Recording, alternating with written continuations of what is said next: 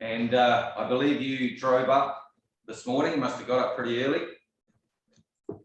I did. I drove, it took about 2.5 hours, but it was a beautiful drive, no traffic. And I came through some places I haven't been through for a couple of years, the Jezreel Valley, the place of the Battle of Armageddon, Mount Tabor.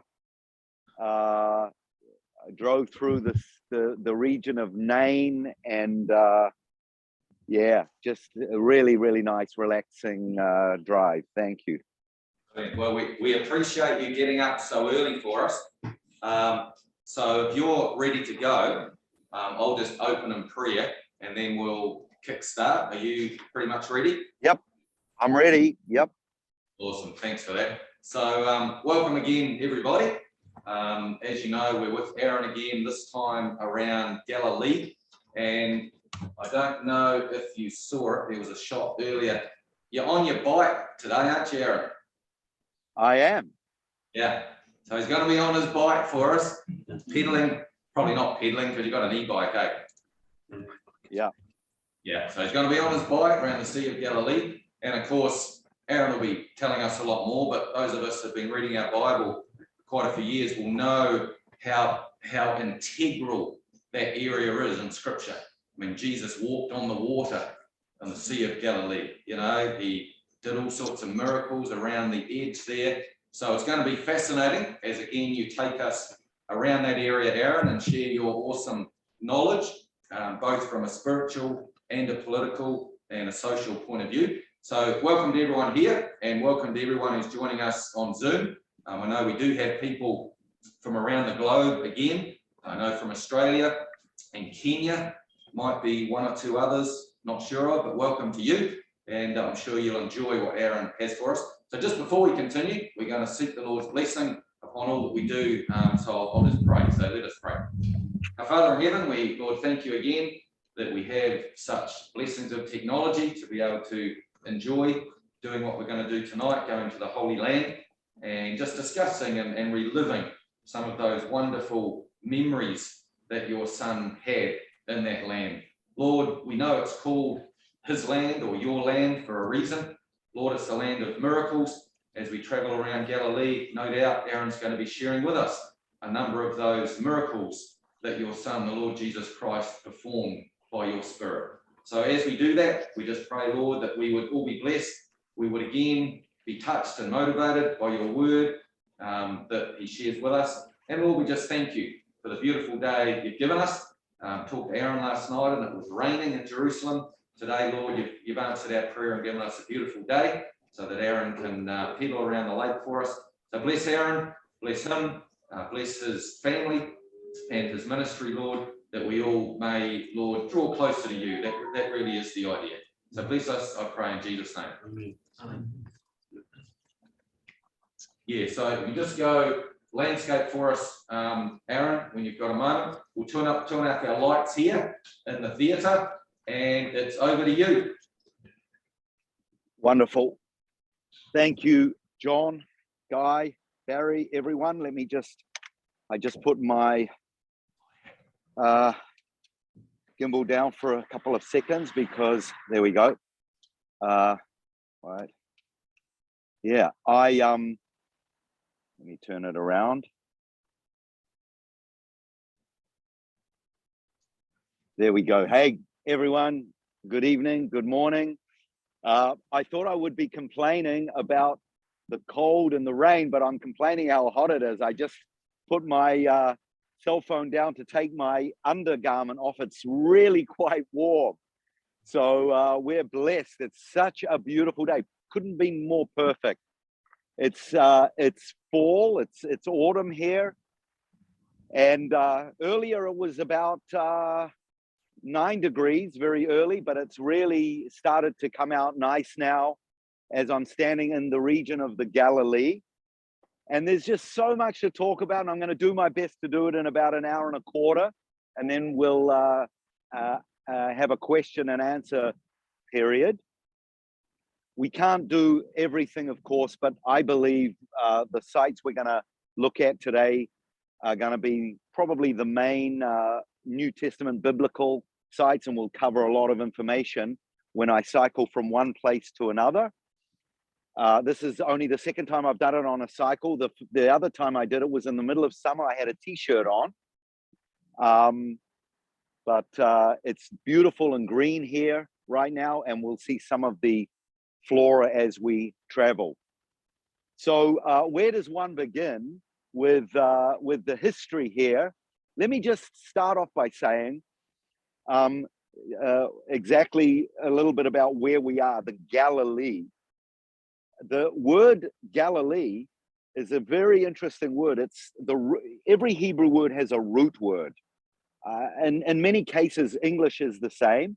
For example, the word knowledge has a root word, know, known, and there's a number of other words that come from the same word, and it's the same in Hebrew. The word Galil or Galilee, the root word is gal, and gal has it can either mean to roll. For example, in the Psalms, it says, Gol el Adonai darkecha, roll your ways upon the Lord. It can also mean a wave in the sea, like a to roll. It also means a wheel on a car or on a bike. That's the actual word for a wheel, gal. In Psalm 23, it says, he leads me in ma'agle. In English, it says he leads me in paths. Actually, it's circles. He leads me in ma'agle tzedek, in circles of righteousness. So when we don't get it right, he brings us back into that circle. And what's interesting is that word gal, if you actually get to know the landscape in the area up here, the hills and the topography, that's exactly how it is. There's lots of turns and twists and ups and downs and hills and mountains. For example, right in front of me here is a huge mount called Mount Arbel. Now, Mount Arbel is not mentioned in the Old or the New Testaments. However, I believe, well, firstly, there is one reference to Mount Arbel by the famous historian Josephus Flavius. In AD 70, that's about 40 years after the Lord Jesus was on the earth, there was what was called the first great Jewish revolt against the Romans. And it happened in this very region where I'm standing. See those hills in the distance there? Those hills, or rather those houses I meant, that's an area called Migdal or Magdala. And this was an ancient fishing port, and I'm going to show you some of the remains in just a minute.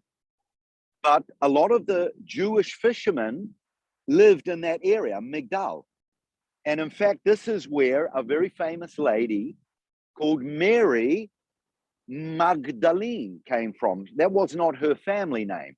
That was like Jesus of Nazareth, Mary from Migdal or Magdala. Actually, there's a sign just here that says Magdala. That's the name of the region here. But Josephus tells us when that first great revolt broke out, the fishermen from Magdala came down to the sea and, they came down the hill, kind of down here. And then they came, and you might be able to see it in the distance. We're going to get a close-up, don't worry. I'm not going to walk on it, but we're going to get a close-up later of the sea. There it is can I zoom in anymore? No, that's about as much as I can zoom. But you can see it in between the ground and the hill. There's a little slither of sea there. Whoops. I've just lost my, how did that happen? Sorry. There we go. So they came down, and there was a big sea battle in this area in AD 70. And Josephus, why am I stuck there? It's what's happened? Can you hear me, everyone? Hello? Hello? We can hear you, Aaron. Okay, because my screen has frozen for some. Are you still there, Aaron?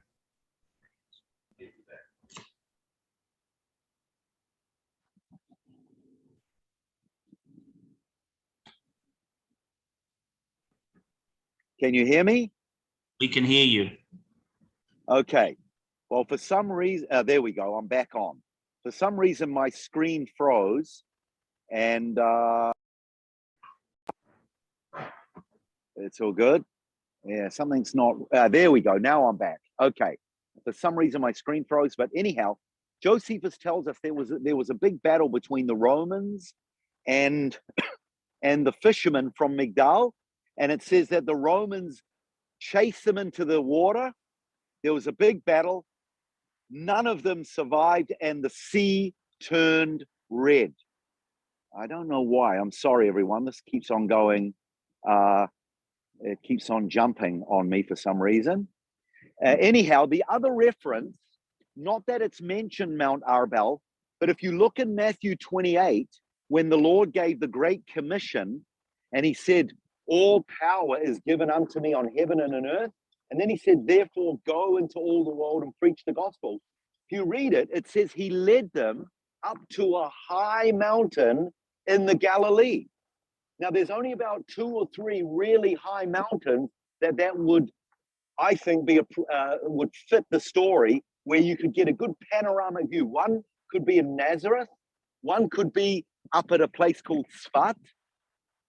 I actually believe it's this mountain here, because if you go up the top, there's an amazing 360-degree panoramic view. So that's not 100% sure, but that's what I believe that was the mountain. But let's go back to the actual site of Migdal or Magdala.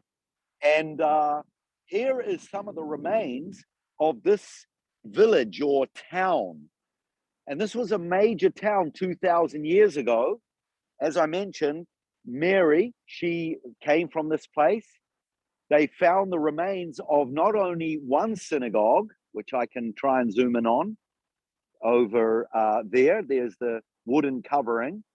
But actually, just last week, it came out in the archaeological news that they found the remains of another one that they haven't quite uncovered to the public yet. But we're waiting for that.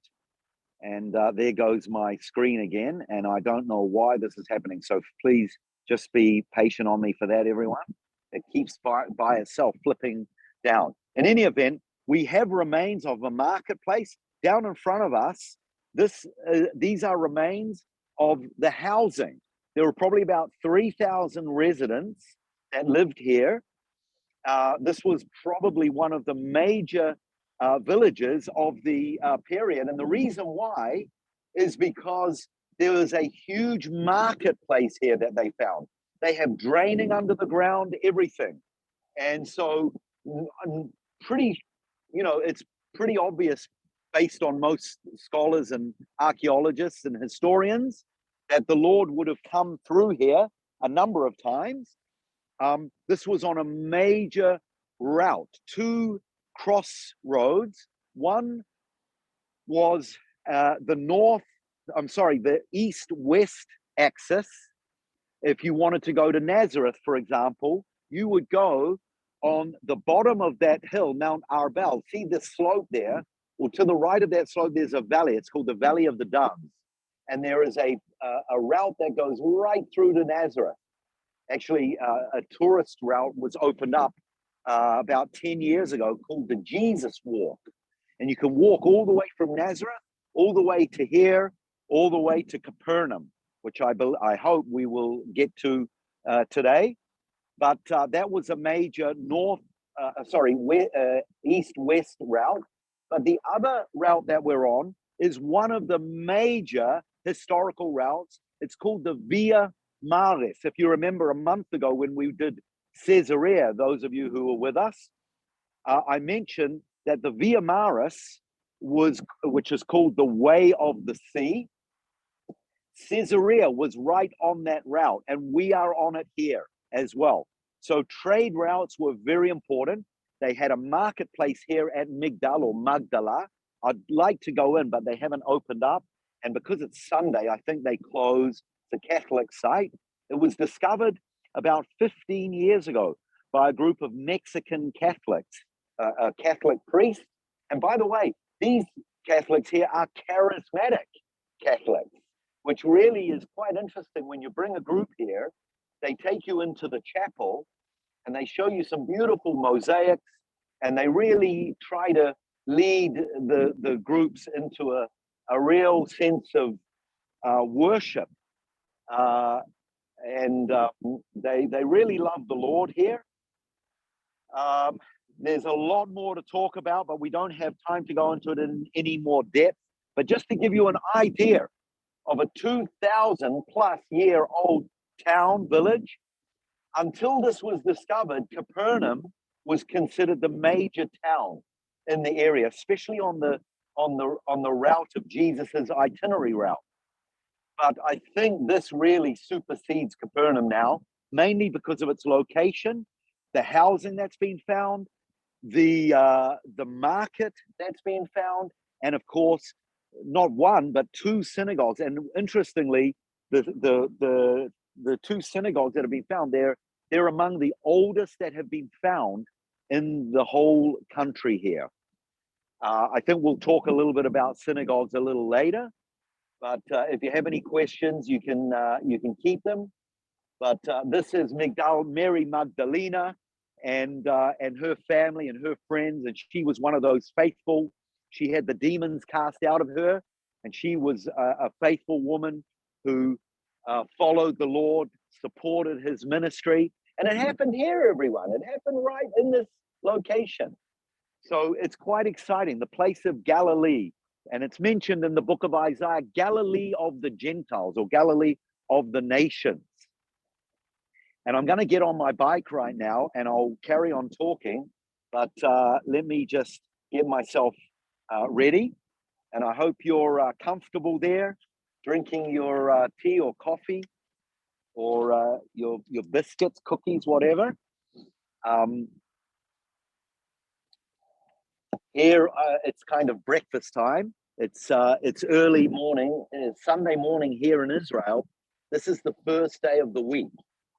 This is what the New Testament calls not the Sabbath, but the Lord's Day, the first day of the week, the day of resurrection. And this is kind of, we call it day one. And this is the day where people go to work. So I hope Guy or John, if my helmet knocks on my AirPods, just let me know, please, and I'll try to adjust it. So here we go, everyone. Here we go. Let me turn my key on. And we'll make our way around the lake. Now, I'm actually right now, let me just get going. And then I'll turn the screen around in just a second. I better stop to do this. All right. So if you have a map, or if you can imagine in your mind's eye, the lake, it's actually a lake, but it's called the Sea of Galilee. I'll get into that a little bit later, why. But it's kind of in the shape of a large size harp, which is interesting because one of the names of the lake is called the Kinneret. The word Kinneret, the root word, is the word Kinor. And Kinor means a harp, which is very interesting, isn't it? That it's kind of in the shape of a harp if you look at a map. And of course, poets like to say that on a nice still day, the little waves that come in, they kind of pitter-patter like a harp, like strings playing on a harp. But we are on the northwestern corner of the lake. And I'm making my way north right now. And by the way, don't think that I'm driving on the wrong side of the road. Here in Israel, we're like America and Canada. We drive on the other side of the road. That was fun when I first immigrated, it was not easy adjusting of course, the steering wheel on the other side of the car.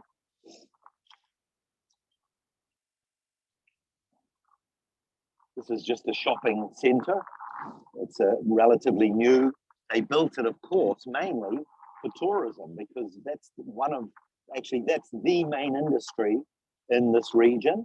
Of course, right now it's totally dead and sunk and sinking even further because of these waves of viruses and pandemics that are hitting. However, life goes on.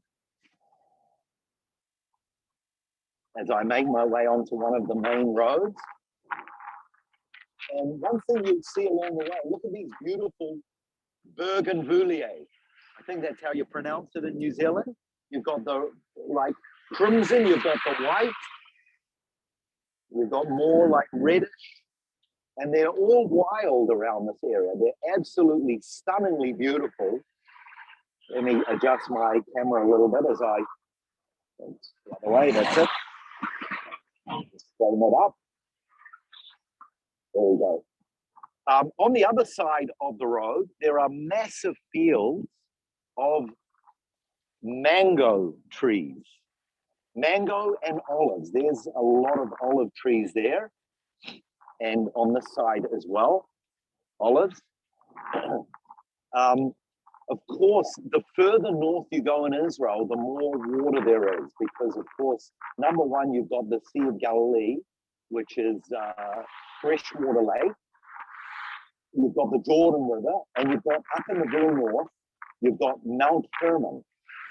That's our highest mountain, 7,200 feet high. That's about what, 2,300 meters or something like that. And right now, as we speak, there's snow on that mountain. I doubt if we're going to be able to see it from where we are here, but there are many places in the Galilee that you can see the beautiful white peaked mountains of Mount Hermon. And the snow, it melts and it flows down into three major streams. And these streams are tributaries, and they feed the Jordan River. And then the Jordan River, it flows down and it fills up the Sea of Galilee. And of course, along with all of that, you've got the rains from the heavens. And in the last couple of days, we've had fantastic rains. And this comes after a very, very long, hot, dry summer. Usually by about May, when it starts to get warm and hot, you don't see a cloud, you got no rain, and it lasts for a long, long, long, long time until, about November. We had, I think, one day's rain in November, and yesterday and the day before were our first like heavy rains. But you can see more bougainvillea here. It's not so clear, but the colors are just stunning in this region. And of course, with the rain, you've got a lot of green. So during the summer, everything, of course, within a matter of weeks, turns brown, fawny. And but once the winters come, the Galilee is just beautiful. As we make our way, and here's some of those housing areas that I pointed out to before, in the place Migdal. So those houses, this is where those fishermen came down to the lake, which is over the other side of the road. You see a lot of these date palm trees.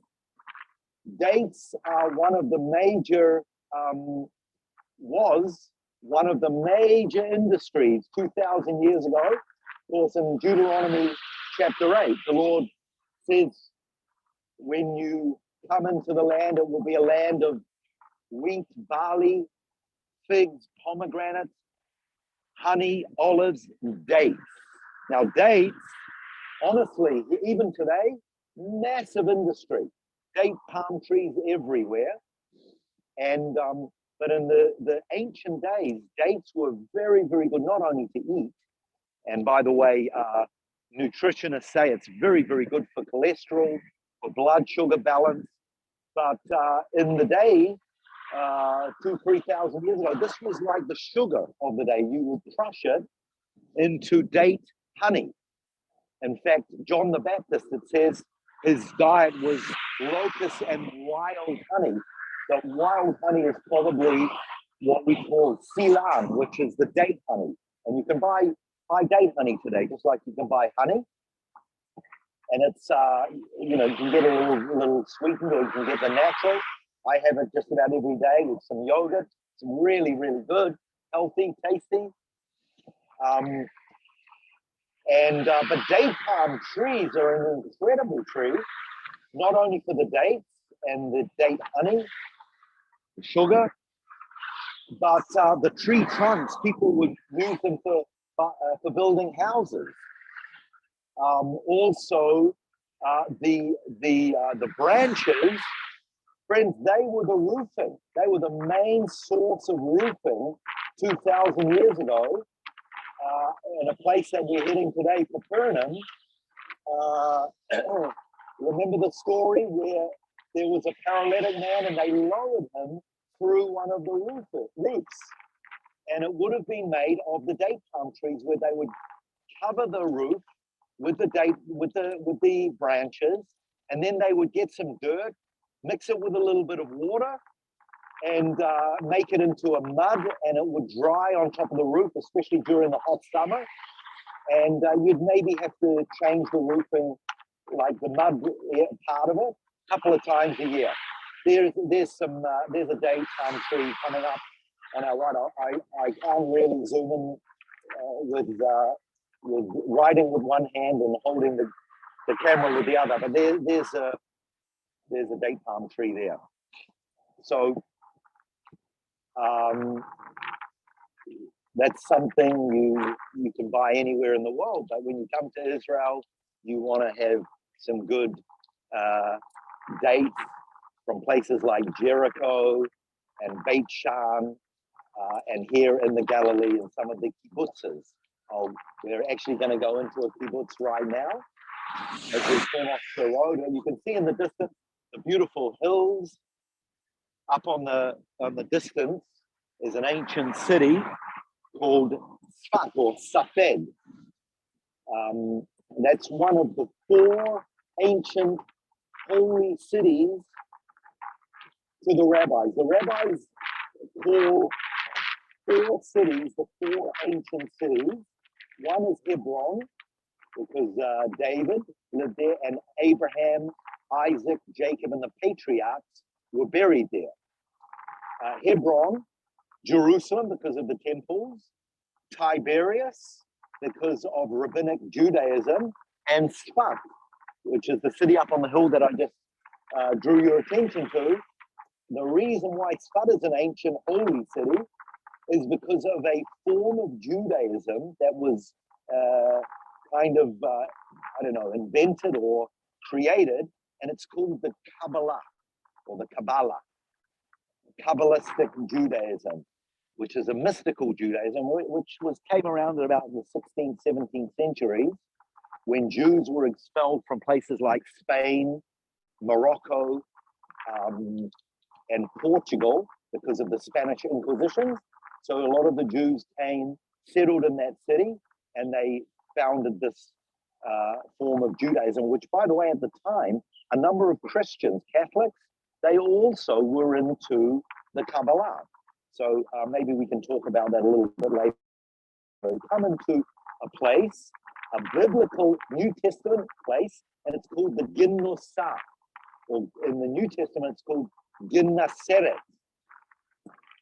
Ginnaseret was the place, if you recall, there was a woman with an issue of blood, and the Lord Jesus, Yeshua in Hebrew, was pressing in through the crowds, and she wanted to touch, it says she touched the hem of his garment. Now that's very obvious what that means. In Judaism, we are commanded in the book of Deuteronomy not only to bind God's commands on our arms and on our foreheads, but place them on our garments. And these are called tzitzit, fringes. And you'll see a lot of Orthodox Jews walking around, and you'll see them on their garments. And it's pretty obvious, you know, that's what she touched. The fringes on his garment. There are 613 fringes on these tzitzit, representing all the 613 commandments and laws of God. So, and she got a divine touch, a divine healing. If only I can touch his garment, she said. And may we all experience that in our spirits this day. As we come in to the place of Ginnosar or Ginneseret. Now the word Ginnosar comes from two Hebrew words, Gan-sar, Ginnosar. Gan means a garden, Sar means a prince. So it literally means the prince of the gardens. And this is speaking about a group of Jews called the Maccabees. We just talked about that story a few weeks ago, the story of Hanukkah.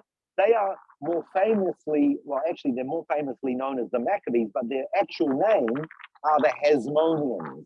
And they controlled these gardens from about the 2nd century BC to the 1st century AD. The Ginnosar, the garden of the princes, or the gardens of the princes. And they're still beautiful until today. Now, this is a kibbutz today, everyone, this area. We're jumping from 2,000 years ago, the story of the woman with the issue of blood, and we're jumping to today, 2021, almost 2022. And this is a kibbutz. Now, a kibbutz, that word kibbutz is a biblical word, and it's found in the prophet Isaiah, where he says, I will gather you from the nations, I will bring you back to the land, likabetz etchem, meaning to plant you or to settle you in the land. And in 1948, even before 1948, when the first Jewish pioneers came to the land, that's basically the communities that they lived on, a kibbutz. And it's basically where you don't own the land, you live on the land, or you live in your house, and you're free to do what you want in your house, but the house doesn't belong to you. You work on the land, you don't get any salary, but you have every single need taken care of for you and your family. Health, education, accommodation, food, everything. And there are still about 35 pretty flourishing kibbutzim until today. Now, guys, look in front of you. What do you see? The very famous Sea of Galilee, or the Lake of Galilee, or the Sea of Tiberias, or the Kinneret. These are the 4 different names mentioned in the scriptures for this body of water. Now, I'm just going to get off my bike and I'll just walk around a little bit. So, there I am. I hope that was comfortable for you driving around and it wasn't too bumpy. But we are at just a glorious place. And of course, I so much want one day that you'll be able to come here and go on a boat ride or something like that, or go for a swim or get baptized. Some people like to go to the Jordan River to get baptized. Some people actually like to get baptized here. But this beautiful body of water, this is fresh water. You can drink that water. And as I mentioned, it's fed by the skies and by the Jordan River. And it's pretty full. With the last 4 or 5 winters, we've had some really good rains. And it is in a very healthy condition. I've lived here 30 years and we've had 3 major droughts in those 30 years. And I mean, you know, like 10-year where our winters are just totally dry. And honestly, the water goes out about 100. I mean, the body of water goes about 100 meters out, so that you have to walk quite far to get, you know, your knees wet. But there it is, everyone, and we can think of some of those biblical stories. This is where, of course, the Lord chose his disciples, where he just He was involved in discipleship, choosing the fishermen, some of the stories of the storms, the boats, the fishing, the fishermen. Of course, back in 2,000 years ago, fishing was the major industry. Magdal or Migdala was a major fishing port, and a very famous Greek writer called Strabo writes about the fish that would get taken to Migdal. And by the way, the word Migdal means a tower. And they would salt and pepper the fish, pack it, and ship it out to Rome, Antioch, Alexandria, and the people would come and run down when they heard that the fish from Migdal had arrived. And then, of course, the stories of the Lord, Peter walking on the water, the Lord telling Peter to go, and the first fish he finds, he will find a half shekel in the mouth of that fish. But what's interesting is, especially in the Gospel of Mark, it's mentioned a number of times that suddenly a storm arose. And that's what happens in this area. It happens suddenly, and there's a meteorological reason why that happens. That valley, the Valley of the Doves that I talked about before, we can't see it right where I am, but the winds from the west, from the Mediterranean, come sweeping through that valley, and they hit this pocket here. See, where I am in this lake, this is a kind of an oval lake. It's about 52 kilometers in circumference. It's about 18 kilometers at its longest length, and it's about 6 kilometers at its furthest width. And it's a pocket here. And the warm airs get kind of pocketed up here. So when the cooler airs from the Mediterranean clash with these warm airs, then the winds come really very stormy, literally within seconds, everyone. Literally within seconds. I've had a number, maybe 4 or 5, 6 times where I've been actually talking about it and it's hit us. And it's quite remarkable how it can be pretty calm and then it hits. And the other reason it happens is in the distance, I'm going to try and zoom in, there's a range of mountains there. Now that is on the eastern side of the lake. And those mountains are called the Golan Heights. The Golan, which is interesting. It's the word Golan is the same root word as Galil. Galil, Golan, another place, Gilgal. All of these places come from the same root word. And the Golan, and by the way, that area used to be Syria until 1967, the Six-Day War. We took over that land in the Six-Day War, and that is a very strategic military or geographical site. We can talk politics a little bit later.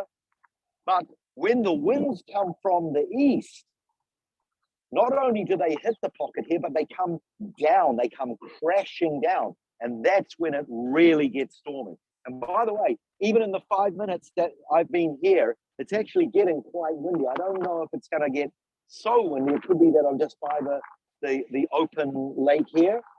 But it's just a beautiful day. And there's a lot more to talk about the lake. And so if we have questions, we can keep it for a little bit. But let me just say, this kibbutz here, this kibbutz is Kibbutz Genosar. It has a hotel here. So tourism is a big part of its industry. And it has dairy as well. They have cattle. And so that's how they function. The people that live in these houses, they work on the ground here. They work in the hotels. They send their kids to school. They have a school on the site, and it's a cooperative community area. And it's you know what it reminds us of, interestingly, The book of Acts in chapter, I think it's chapter 2, it says they had all things in common, and they brought all things and laid them at the feet of the apostles. This was the idea of community 2,000 years ago. One of the Jewish sects called the Essenes, they lived in a place called Qumran down by the Dead Sea. And that's where the Dead Sea Scrolls were found. They lived in this kind of community, everyone, where they shared everything. They had all their needs taken care of. I think it would be an interesting experience to live on that. I'm not saying, I don't know how long I'd like to live there. You know what they say, once you start living there, you want to leave. But I think it would be a good experience. Some people, they like that kind of community style. Based from Germany, there's a Christian, it's international. I don't know if they've got it in New Zealand. There's a community called the Bruderhof.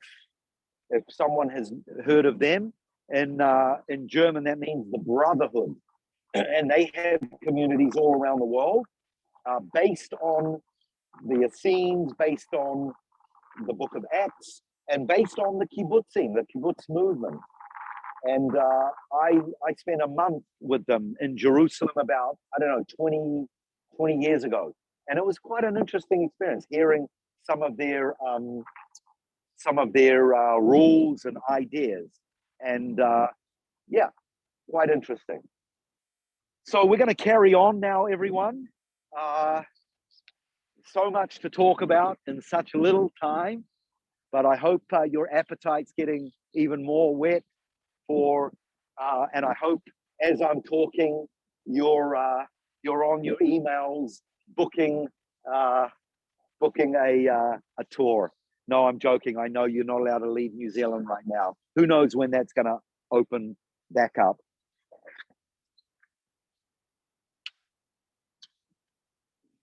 By the way, the level of the lake and where I am in this area is it's about 210 meters below sea level here. Okay, it's below. And hang on, I'm just trying to get my helmet back on. Excuse me. This region is it's part of what's called the Syrian African Rift Valley. And according to geologists, many years ago, and I'm not going to get into the aging of rocks and stones, but they believe that the tectonic plates under the Earth's surface sunk, and it caused a massive rift valley. This is the longest rift valley in the world. It's a 7,000-kilometer rift valley, and it created the Sea of Galilee. And it goes all the way up into Syria, and it goes all the way down to Africa. And places like the Sea of Galilee, the Dead Sea, some of the mountains, Mount Kilimanjaro in Africa, they're all formed as a result of these tectonic plates moving and creating this sink where the plates move north-west. And as a result, not only do we have this body of water, but one day if we go down to the Dead Sea, we'll talk about the millions of cubic meters of minerals and salts that we've been able to discover and uncover and dig out and use from the Dead Sea. And some of the rocks that we've found in the Negev, in the southern part of Israel, if you're a geologist, it's just, you know, it's heaven for you down there. All right, well, I think we're going to keep moving. Let me just give you one more last look of the lake and see how beautiful and calm it is here. But just like life, everyone, you know, 1 second, literally within seconds, it can be calm, everything fine. You get a phone call, you get an email, and there's a storm in our souls. And I would imagine that there's a few people that's happened to this morning, because on my way there, I got held up by an absolutely massive car accident. There were 3 cars and a truck And honestly, every one of them was a total write-off. And they were attending about 5 people on the side of the road. It was a, you know, I don't know if anyone died, but it was a major accident. And that's what happens. That's life. And even as believers, we are not exempt from that. But guys, the Lord, he's with us in these storms, isn't he? He's with us. He's when he says we'll get to where we're going, where he's called us to go, he'll get us. It may be a bit bumpy, and we may think that there's ghosts, and we may think that we're drowning along the way, but he's with us in the boat. And we just need to hold on to him and hold on to his promises and keep our focus. It reminds me of a friend from Nelson, New Zealand. Maybe you've heard of that place. He's a pilot, and he tells me that when he's flying normally, it's fine, but when he flies upside down, where his brains and his guts feel like they're gonna fall out, he says all he has to do is look at the the vertical or horizontal, I think it's vertical gauge, to make sure that it's flat. And he says he keeps his eye on that gauge, no matter how scary, no matter how nauseous he feels, and he knows that he is okay. But of course, his feelings and his mind try to tell him the opposite. And I think that's a good illustration of life's storms. Our soul gets turned upside down, and it's scary. All right, we're going to carry on. We're crossing over. Let me just get out of the ground here. Here's some of the hotel rooms. I've stayed there many, many times, many groups. It's a Kibbutz Hotel. A lot of groups prefer the Kibbutz Hotel. It's got all the commodities of a hotel, but it's just beautiful green, and you're right by the lake, and it just gives you a nice kind of a residential feel, as well as having your own privacy in the hotel as well. I mentioned earlier that the further north you go in Israel, the more water there is. And because of that, there's more agriculture. Here you've got lots of banana plantations. And look, up on this tree, you've got a special fruit. I'm going to stop and zoom in if I can. And I don't even know the English name of this fruit, but it's, is it there? Right. You can maybe just see it in the distance. The lower one's becoming, it's kind of like I think it's like a papaya, if you know what that fruit is. It's a really, it's a beautiful, tasty, sweet fruit. Along with the mangoes, actually here's one that's closer, along with mangoes, olives in this area. And then, of course, you've got these trees here, which you should be able to identify. These are the famous eucalyptus trees. We have thousands of eucalyptus trees in Israel. Why? How did we get eucalyptus trees? Well, I mentioned, let me just get going again.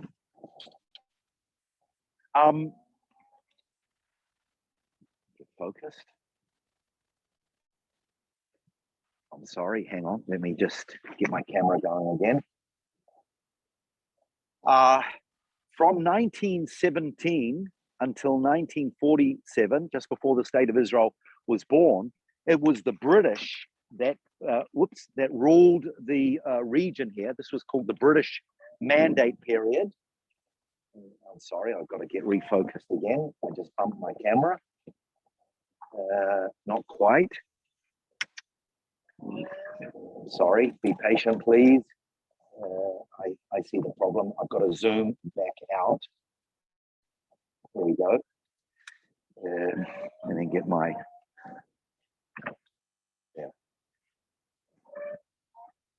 Problem is when I get it when I stop, I can do it, but then when I get going again, I bump it. So hang on just a second.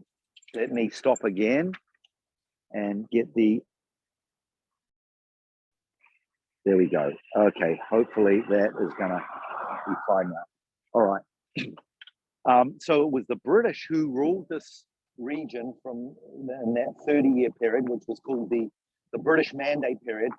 And in that period, there was very little water and a lot of swampy lakes and a lot of mosquitoes that if they bit you, because there was a lot of malaria, a lot of people died from malaria because a lot of the swamps were infested with malaria. So the British came up with an idea, and remember, it was the Anzac soldiers who helped the British. And, you know, most of us know the story of Gallipoli. We don't know that there were thousands of Anzac soldiers who came over here as well and fought in Egypt and all the way through what was called at that time Palestine. And I told the story, I think, last time about how it was the Anzacs who drove out the Ottoman Turks at the Great Battle of Beersheba. But anyway, the British came up with an idea along with the Australians to bring the eucalyptus trees over to help drain the swamps, because the eucalyptus tree is a very, very thirsty tree. And it worked. It really worked. They helped big time, along with some pumps, of course. And it actually reminds me, many years ago, I guided a group from England, and there was an elderly gentleman from somewhere in England on the bus, and we were driving through an area called the Hula Valley. And that area was the main area that was drained with these eucalyptus trees. Well, he asked my permission to come to the top of the front of the bus and say something on the microphone. And he shared that he was one of the British soldiers pre-1948 who was here. He was just a teenager, 19 or something. And he said he was one of them who helped drain the swamps. Look at the beautiful bougainvillea here, everyone. And you know what he did? He said about 40 years later, he came on his first tour to Israel, and he, as an act of penitence, because what happened when they drained that swamp, while on one hand it helped take away the malaria and the mosquitoes, it actually created a new problem. A lot of birds who flew and migrated through the Syrian African Rift Valley, which is one of the most famous bird watching valleys in the world, the Syrian African Rift Valley here in Israel, the Hula Valley, where estimated about 500 million birds each year migrate to and from Africa. Well, the birds stopped flying through because the swamp had been drained. And it dried up, and in the summer, fires started breaking out. So about 40 years later, he came on his first tour to Israel, and as an act of penitence, he took a bottle of water into that valley and he poured the water out in that valley. Isn't that a cool story? And he got up and he shared that with us. So he was living proof that's what they did. Now here are a whole lot of banana plantations. Okay, if you accuse me of driving you bananas, well, you've got every right to, because here are bananas, and we have, honestly, even on the other side of the road, thousands of banana plantations. You have this blue wrapping. There's some bananas on the tree there. They're not quite ripe. But you've got the blue wrapping. Apparently what that does is it helps to enhance the ripening. And then you've got this netting over to protect the bananas from the birds and from the bugs in the region. So what we're doing now, everyone, we're riding across from west to east. And I think I'm going to actually have to turn back and ride back on the road, because straight ahead of me is very, very muddy ground, and my wheels are going to get stuck. So that's not too bad. It's only about a couple of 100 meters. So that would be a bit of a disaster. The reason I took this road is it's a little bit off the main road there.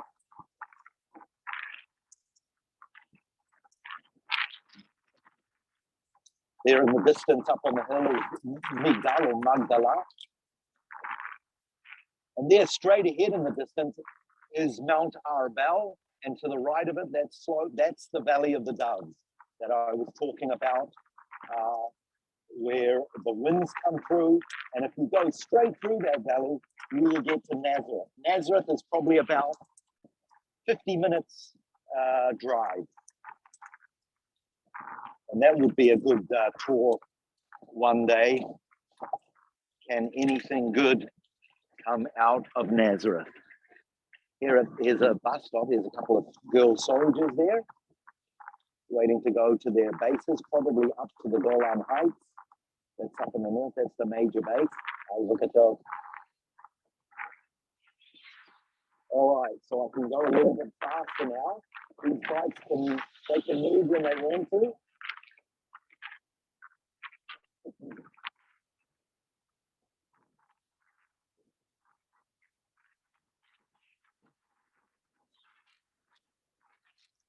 Mentioned a major industry up in the Syrian.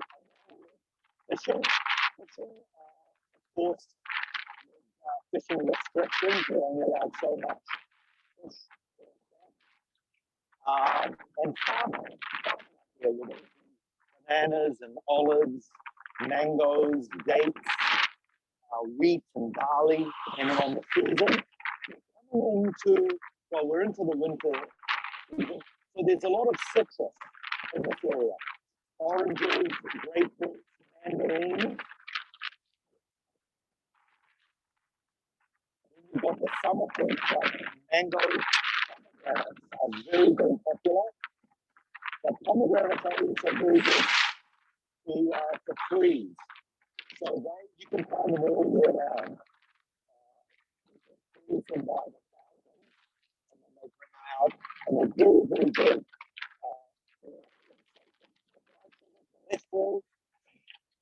Very, very good. The pomegranate juice and the seeds in salad. Put them in cereal, kinds of usages. Not only whetting your appetite for the land, but some of the food. Aaron. Yes. So for the last 2 minutes, we've not been able to hear you very well. We don't know what it is. That's probably, you know what it could be? It could be because I started to ride fast and the wind blowing in my ears. Is that better right now? Actually, I think you're right. Carry on and we'll just give you feedback. Yeah. I'm pretty sure that's the problem. So I'll just go, at a casual pace because it sounds that's when it started. That's when I started cycling pretty fast. So let me recap what I was saying. I was talking about the food. The main industries in this area I mentioned were tourism, also agriculture. The bananas and the pomegranates and the dates and the figs, even olives. And I happen to mention that some of the, depending on what food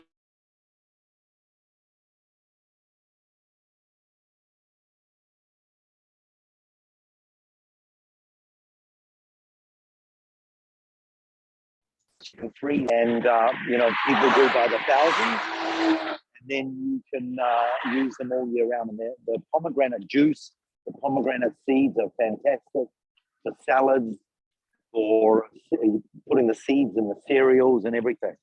But also citrus, a lot of citrus. They are the winter fruits. Here you've got the famous Jaffa oranges. Remember those little chocolate balls, the Jaffa Remember those? I don't know if they still have them around, but I think the idea originated from a place near Tel Aviv called Jaffa, and the oranges there are world famous Jaffa oranges. Across the road there, I think they're mango trees. We have a lot of avocado trees as well in the region, and also there's a lot of citrus, oranges, grapefruits, mandarins. This whole area is very, very rich, and like, you know, our location is a key to that because you've got so much fresh water.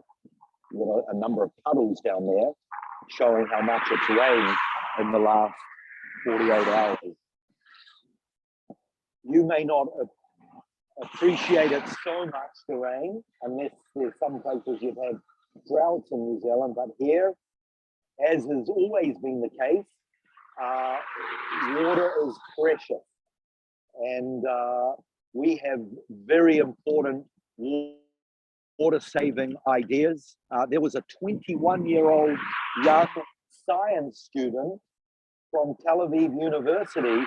He invented a shower head that it pumps out less water, and yet the shower head allows the pressure to be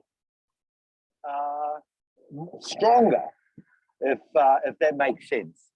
Less amount of water comes out, but the pressure when the water does come out is actually stronger.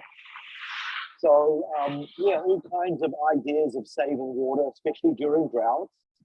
And of course, once droughts really hit in hard, the Israel water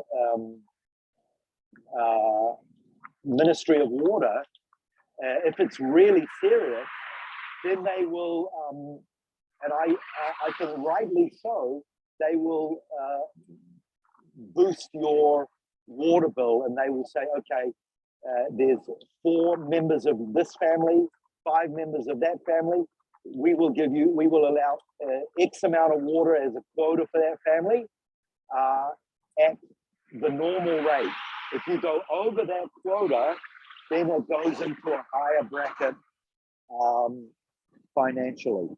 And I think it's a good idea. It really does get people thinking. Otherwise, you know, you just don't think twice. The other thing is because the heat is so fierce during the summer here, a lot of people are going more into artificial grass for their gardens because of the cost of water, the upkeep, etc. Guy, is it better now? Is it back to kind of normal or what? Yeah, no, it's much better, Aaron. Okay, thank you. I think it was probably because I started to drive really fast. So thank you. All right, so now I've driven from west to east, and I'm almost at the eastern tip. The northeastern tip of the lake. By the way, for those of you who are into exercise, they have, you know, like New Zealand, biathlons, triathlons, and swimming races in the lake. If you want a good challenge, cycling around the lake is fun. For the most part, it's flat. I mentioned it's about 52 kilometers. Actually, it's more about 60 kilometers if you're cycling. So it's a challenge. But in the summer, it's fun because you just you stop whenever you want and you just jump and go for a swim and get cooled off. All right, I'm just going up a little bit of the hill here before about another 5 minutes, we'll be at our next site. I'm talking about water, everyone. Down to my right, let me spin the camera around. There we go. This is called the Israel National Water Carrier. In 1948, I'll just get to the other side of these trees. In 1948, as I mentioned, we had a serious problem with water. And I'm talking about serious problem. It was a matter of life and death. What our government came up with an idea is to build this national water carrier down here, pump the water from the Sea of Galilee, and pipe it all the way down into the Negev, into the south. And that's what we did. And because here in the north, the Jordan River, the Sea of Galilee, this has been, up until about 15 years ago, has been our only real source of water. Here's a beautiful overview of the lake in the distance there, everyone. Yeah, I should stop and let you have a look, and I'll try and zoom in.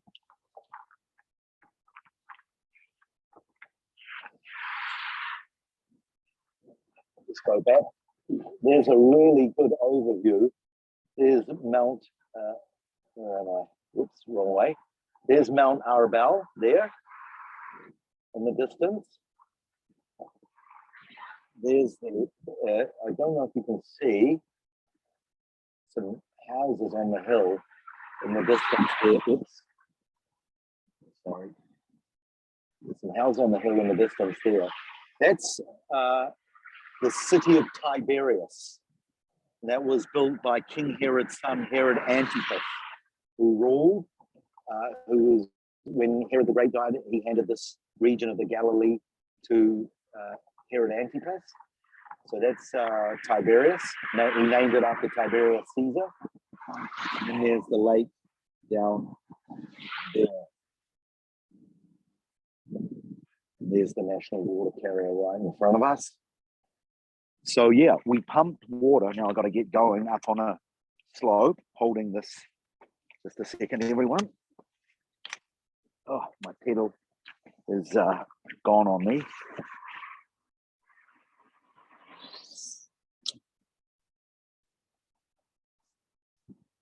Just adjust it. Problem when you stop every so often, especially up on a hill. All right, that's about as good as I'm going to get it.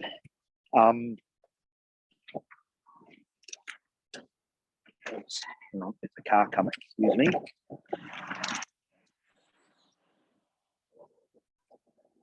We're on our way.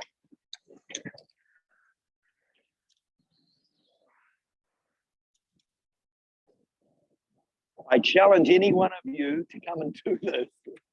This is, I mean, it's fun, but it's not easy. Oh, here we go, right? Getting realigned. There we go. And then I think I have to zoom back out again. All right, that's about the best I can do now. So I mentioned that, whoops, I mentioned that the Sea of Galilee and the Jordan is the main source of water, or at least it was. It was the only source. But in the last 15 years, everyone, the government has invested billions of shekels into what's called desalinization plants. You know what that is, right? That's where through some kind of reverse metamorphical invention, they transform salt water into fresh water. Okay, so we pump water from the Mediterranean Sea and from the Red Sea down in the south, the Gulf of Aqaba, and we transform it into fresh water. We have 5 desalinization plants today, and 80% of water used in homes and hotels is provided by our desalinization plants. So isn't that incredible? So we're not totally dependent on the Sea of Galilee anymore. So it's what I call a water revolution. When you think of where we came from in 1948, you know, and even going back to the days of the Bible, remember where the striving over the wells in the days of Isaac and Jacob and Abraham even, and all those the wells that the Philistines had blocked up, and where we've come from I think the patriarchs would be proud of us where we've come from, because we are very self-sufficient. In fact, we provide Jordan each year as part of the 1994 peace deal that we had with the late Hashemite kingdom, King of Jordan, King Hussein. We agreed to provide X amount of water each year to Jordan. And some political and military experts say that in the future, that could be one of the main reasons and causes of a future war, water. Because in some areas in the Middle East, like for example, Syria and Lebanon, they have some major issues with water, whereas we're sitting in a very, very good situation. Now that doesn't mean, and I hope our leaders agree, but that doesn't mean that we should become complacent and not trust in the Lord. You know what I'm saying? This is the danger. When you, that's what it says in Deuteronomy chapter 9. When you come into the land, you build your houses, and you know everything's going well. Do not lift up your heart and say, we have done this by our own strength and by our own might, and thus you forget the Lord your God. And then he says, and he therefore he will spit you out of the land. So we should be thankful for the hard work and labor and the blood, sweat and tears, but also we should be thankful to the Lord giving us the land that we're able to do that. And I'm guys, can you hear me? At this second, Aaron, your cell phone signal is gone bad. It's just come back good now, so we should be able to hear you now. That's why I'm asking, because I just turned the corner, and as I turned the corner, the wind was pretty strong and fierce, and I'm riding straight into a headwind, so I'm going to have to go really, really slow. So just be patient with me, everyone. But we will be we'll be at our next site very soon. Let me just draw your attention to some of the rock over here. I'm going to stop. Up on the hill here, let me zoom in. One thing you'll find in places like Jerusalem, yeah, there we go. In places like Jerusalem, it's all pretty much limestone, which is a pretty soft rock. But see that stone there? That is basalt stone. And you'll see that all over the Galilee. And in fact, a lot of the buildings that are 200, 300, 400 years old, and even synagogues that we've found from places like Chorazin and other places, Capernaum, Chorazin, and Bethsaida, we found synagogues from basalt rock. And this is volcanic rock. This, according to geologists, this was a volcanic area, and there have been a number of volcanic eruptions over the centuries up in the very north. So, and that's what basalt rock is. It's where the molten lava gets to a temperature of 1,000 Celsius, and then it hardens and becomes this very, very hard basalt rock. Now, what's interesting about basalt rock is while it's very hard to build with, it's not impossible, but it's very hard, it's actually really good for agriculture. I don't know if there's any farmers in our midst, but you might know this. Because it's from the molten lava, it's all natural. When the roots get underneath these rocks, in the winter, when the rocks get very cold, the roots get attracted to the rock, and they feed on some of the minerals that are in the basalt rock. So it's actually very, very good for agriculture. We will carry on. And Guy, are we good for time? I'm totally oblivious to how long I've been speaking here. How are we good for time? I'll just check. Hold on, Aaron. How are we doing? An hour and a quarter, so we're happy to keep going if he is. We're happy for you to keep pedaling along all day long, buddy. All right. Yeah, all right. So am I. Great. We've had It's so beautiful.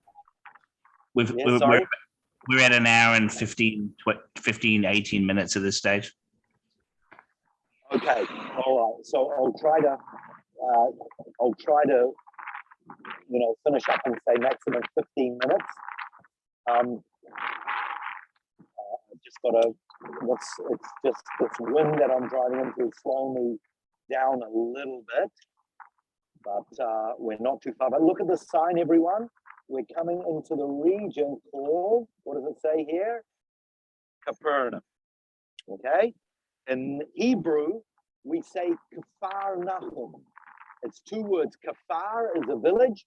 Nahum is a name, like the prophet Nahum. Nahum, Kfar Nahum. Nahum means comfort. So that's literally what this area means, the village of comfort. And there's a church here. There's that wind blowing very strong again, so I'll keep slowing down. There's a church here called Tabka. There's two churches right next to each other. And this is a very popular touristy area, which these two churches are dedicated to the stories where the Lord did the miracles of the multiplication of the loaves and the fishes. Okay?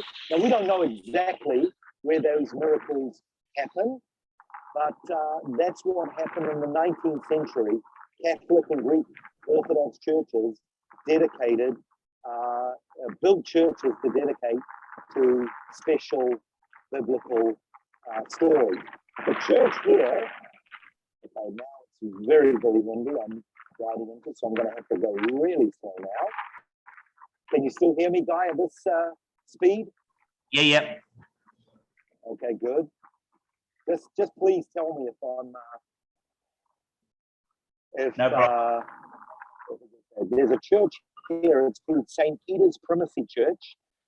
It's closed now, but this is dedicated to the Lord restoring Peter. Remember the story where Peter denied the Lord, and it says he went back fishing, and they fished all night, but they didn't get anything. And then the Lord told them to cast their nets on the other side, and they caught a whole lot of fish, 153 fish, which according to Gematria, according to numbers in Hebrew, you know what 153 adds up to? It adds up to Ani Elohim, I am God, interestingly.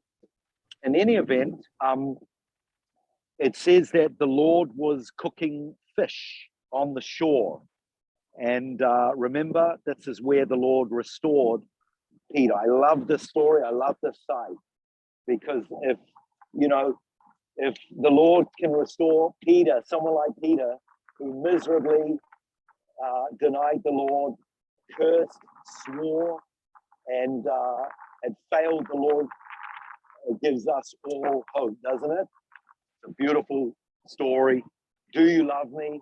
Then feed my sheep, feed my lambs, and then he, of course, Peter said, well, what about this other guy? And then the Lord said, that's none of your business. You follow me. So I'm going to have to get off my bike and get off the footpath. Some more eucalyptus trees here. Some of you might recognize the trunks. And I just need to take a sip of water before we get going again. And we've got about another 5 minutes ride to our final place, which is the actual site, Capernaum.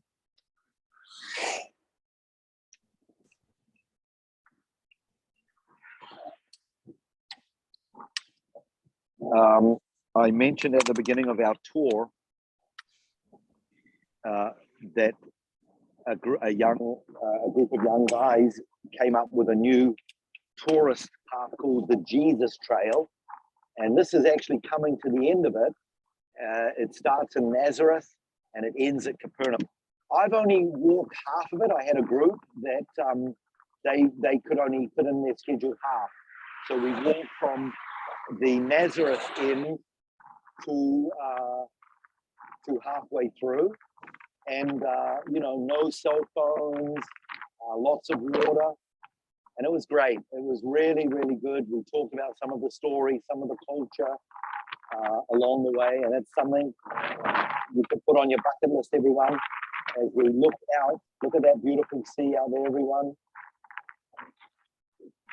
And it's stormy. It's getting stormy. I mean, you know, Israel standard stormy. It's rough out there. The wind is really picking up.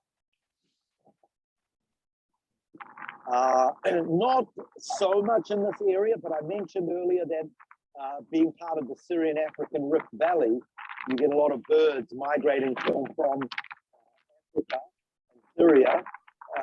It's wonderful seeing thousands of cranes and come through. I haven't seen any this morning. I know there are certain times of the day where they come out more frequent than others. Look at these olive trees right in front of us.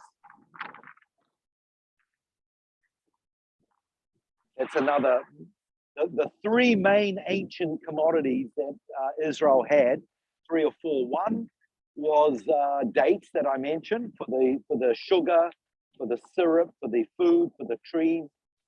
Another one was salt. Salt was very important.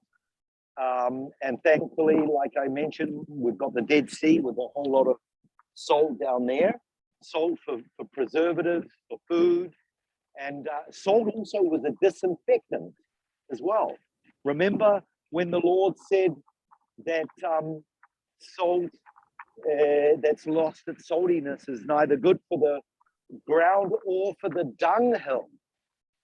Why did he mention the dunghill? Well, in those days, you didn't have a toilet in the house. You did your business outside. And then afterwards, you would take salt and you would pour it over your business, and it would act as a disinfectant. So there was dates, there was salt, and olives were the other main commodity. Of course, the olives for food, for the oil for anointing, lubricating, for food, and for lights. You know, this was what they put in the lamps, the oil. So we're blessed with all of these olive trees along here and all over the country. And down here we have a number of more mango trees. I don't know if you can see them, we have the little trees there. And peach, it almost looks like peach trees. We have apples as well, and citrus. Apples in this area as well as up on the Golan, on the other side of the lake, the Golan Heights. We have a lot of apples up there called Golan apples, and they're very, very similar to the Gala apples. You know, the kind of reddy, yellowy, very crispy, beautiful apples, the Golan.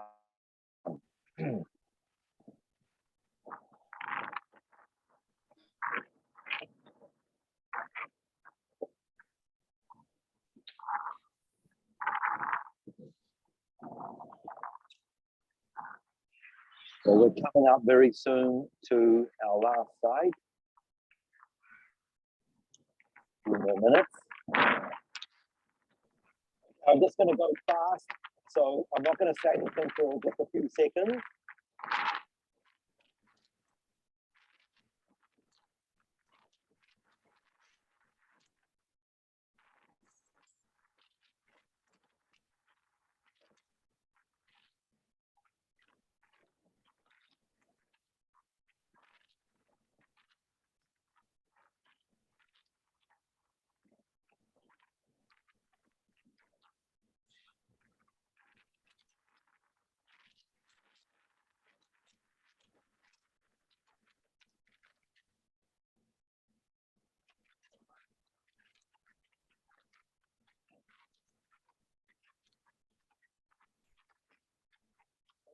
It's about 47 kilometers there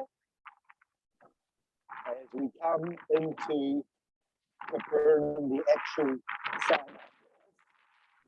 you know, there are sites, here it is, I think I mentioned last month at Caesarea, that, you know, we give it a 1, meaning this is definitely where it happened, this is the place. The Sea of Galilee, for example, that's a 1. The place, the churches that I passed back there of the loaves and fishes, did it happen there? I would give it a 2 to a 3, meaning we can't say for sure, but we know it was in the vicinity. But where we're coming to here, Capernaum, I'm going to give this a 1 for sure. And it's actually, I think the site's open, so we can actually go in. But look at these beautiful bougainvillea, everyone. Look, you've got crimson, you've got purple, you've got orange, you've got white, and then red and purple again. Beautiful. Here we go. I'll just go through the gate. I think it's open. It looks like it is. So we're at the northeastern, kind of heading towards the northeastern corner of the Sea of Galilee. Very windy now. Guy, have we got another, say, 10 minutes? Yep. All right, good. Well, I'll go into the site if it's open, and it looks like it is. I just have to get the permission of the custodian. No, actually, it is it's open, good. Because I was phoning all day yesterday, because of COVID, you know, you don't know what sites are closed and what sites are not closed. So I phoned to make sure that it was open. And here's a friend of mine who's a tour guide. I just want to say hi to him. Baruch, ma shlomcha? Ein li zman ani osei shidor chai. To get Karamelin, guys, I want you to meet my friend Baruch. He's also a Messianic believer, and he's a tour guide. Say a few words to my friends in New Zealand, Baruch. Hello, New Zealand. So we're waiting for you. I'm waiting for a group today in the Capernaum. I'm only person here. Meanwhile, so just. So you have a group? I have a small group. Where are they from? From Haifa. From Haifa? Okay. Yeah. So basically, I'm only one person here. So this place is empty. Yeah. Waiting for coming tourism. And usually, when before COVID, how does this place look? Well, it's looked packed, and yeah, there was no place for buses to park. Yeah. So everything was really fully packed. Exactly. Well, great to see you, Baruch. Thanks for sharing. Yeah. And we might see you inside. Have a great day. Yeah. Thanks, brother. Bye. All right. That was a nice surprise, seeing a tour guide. But like he said, there's not many tourists around. So here we are, everyone. This is called Capernaum, the town of Jesus. That's what it says in the Gospel of Matthew. He made it his new hometown. Where was his hometown, everyone? It was in Nazareth, remember? And but they took him to the cliff. They wanted to get rid of him. And he shook the dust off his feet. He made his new hometown here in Capernaum. Now you'll notice the stone here, like I mentioned, this is all basalt. Lots of the buildings here in the Galilee are made of that. And they were able to get the stone from the ground. All right, I just need to get permission from the guy that works here. Alan.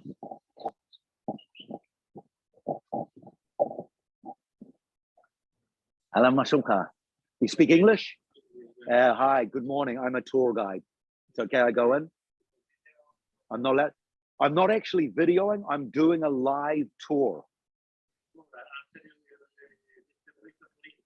No, I promise it will not. Oh, hang on. Yeah, well, hang on. Let me ask them. Guy and John, are you going to put this up on YouTube? I'm asking them if they're putting. We were, but we won't. We'll cut it out. Okay, if you can cut it out, that would be good, because he said if you put it up on YouTube, there could be big problems. Okay, they said they're going to stop the recording now. All right. Okay. Can you keep an eye on it? Okay, thank you. All right, thanks, guys. He said if you don't record,